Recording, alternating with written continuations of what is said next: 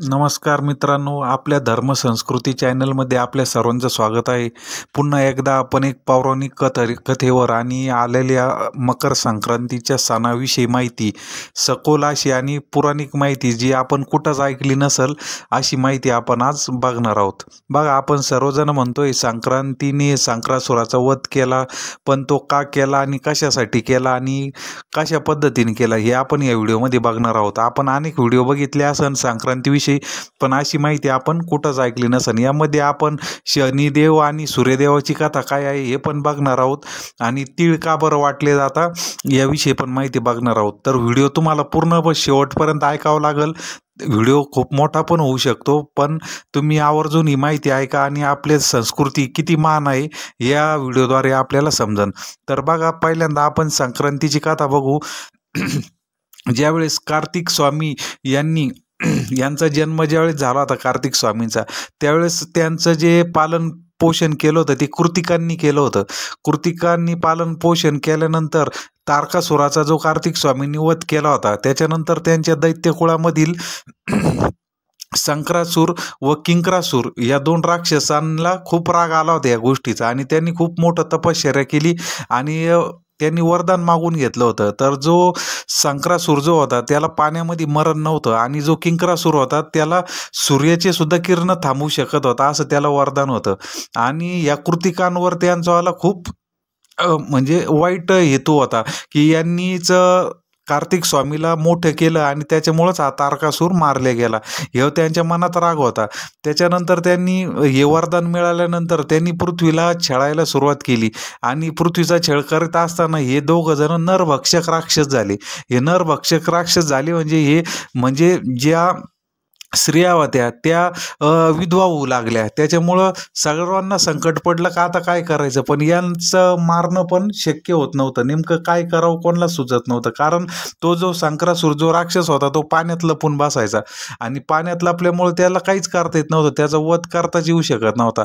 त्यावेळेस शेवटी ऋषी मुनी यांच्या ज्या पत्नी होत्या त्यांनी श्री भगवतीची आराधना केली आणि भगवतीला प्रसन्न करून भगवती ज्यावेळेस प्रगट झाली त्यावेळेस भगवतीने त्यांना अभयदान दिलं आणि त्यांना सांगितलं की मी त्यांचा वध करीन. आणि त्यावेळेस भगवतीने मगरीवर, म्हणजे बघा आता ही माहिती तुम्हाला कुठं वाचली असेल किंवा ऐकली असेल माहिती नाही, बघा तुम्ही फोटो बघताय, देवी मगर या मगरीवर बसलेली आणि जी संक्रासुराचा ज्या देवीनं वध केला ती मगरीवर बसून तिने पाण्यामध्ये प्रवेश केला आणि जो संक्रासूर ज्याला पाण्यात मरण नाही आहे जे वरदान होतं त्याला पाण्यातून बाहेर काढलं देवीनं आणि पाण्यातून बाहेर वर काढून त्या राक्षसाचा वध केला.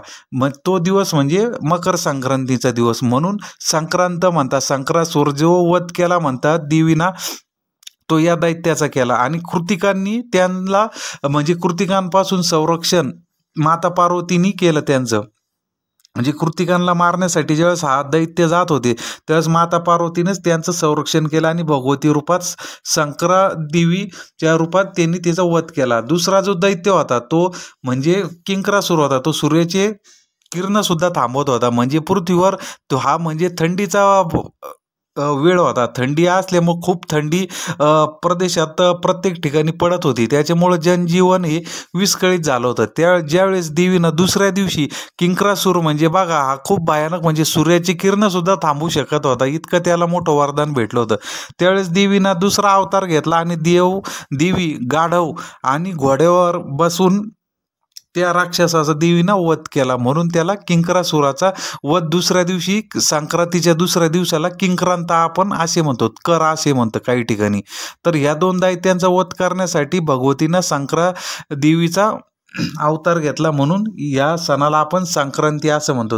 ही एक कथा आहे. आणि ज्यावेळेस बघा या ऋषी पत्नींनी आपलं कुंकू वाचवण्यासाठी म्हणजे आपलं वैभव वाचवण्यासाठी म्हणजे नरभक्षक राक्षसांपासून आपल्या पतीचं रक्षण करण्यासाठी देवीची आराधना केल्यानंतर देवीने त्यांचा वध केला आणि या सुवासिनींनी विजय उत्सव म्हणून हळदी कुंकू जे आपण तुम्ही म्हणताय आज वाण देणे म्हणजे काय, आपल्या पतीचं आयुष्य वाढवणे याच्या मागं ही अर्थ आहे.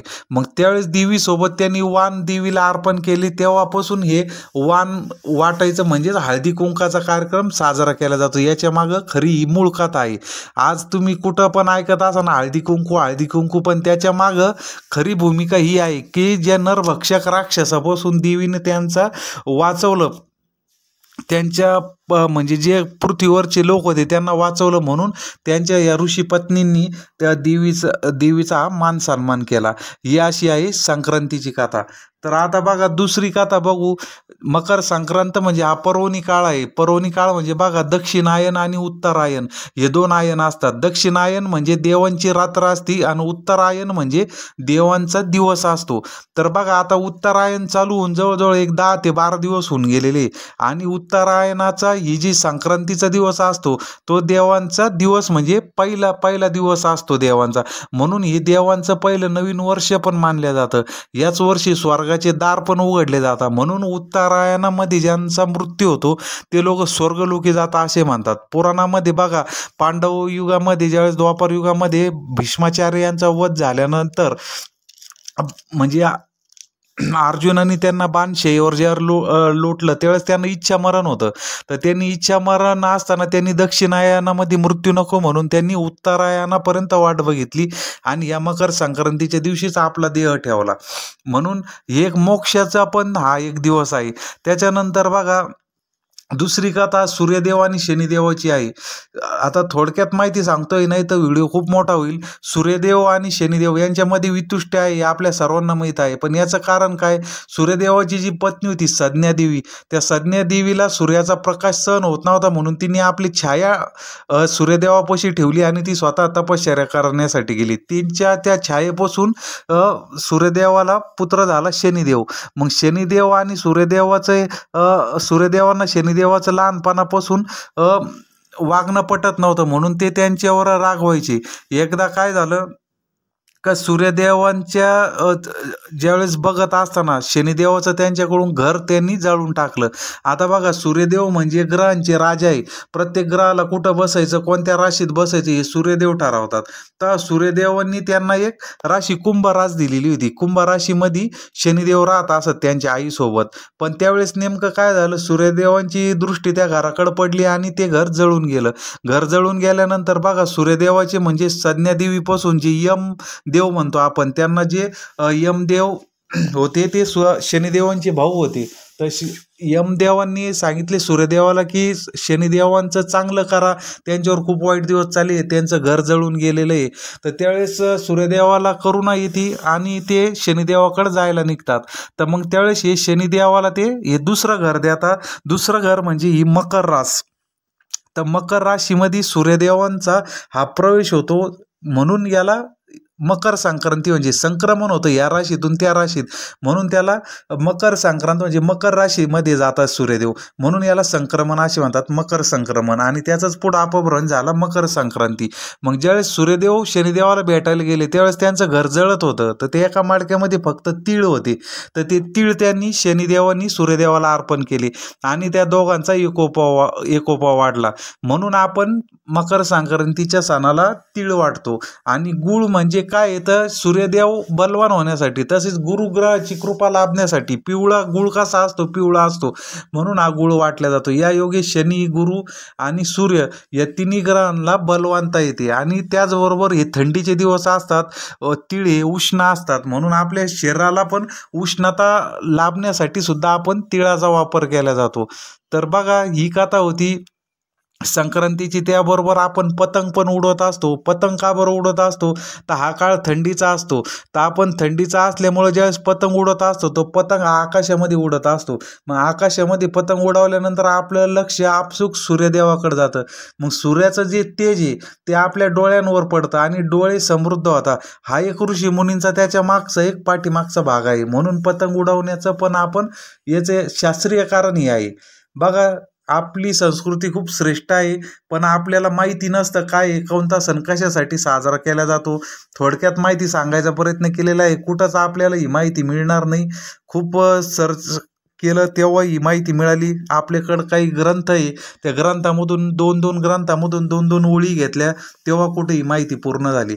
तरी सर्वांनी हा व्हिडिओ अवश्य बघा, आपल्या जवळच्या लोकांना पण पाठवा, कारण मकर संक्रांतीनिमित्त नेमकं काय ही माहिती कोणालाच कळत नाही. फक्त संक्रांत आहे एवढंच आपण म्हणत असतो.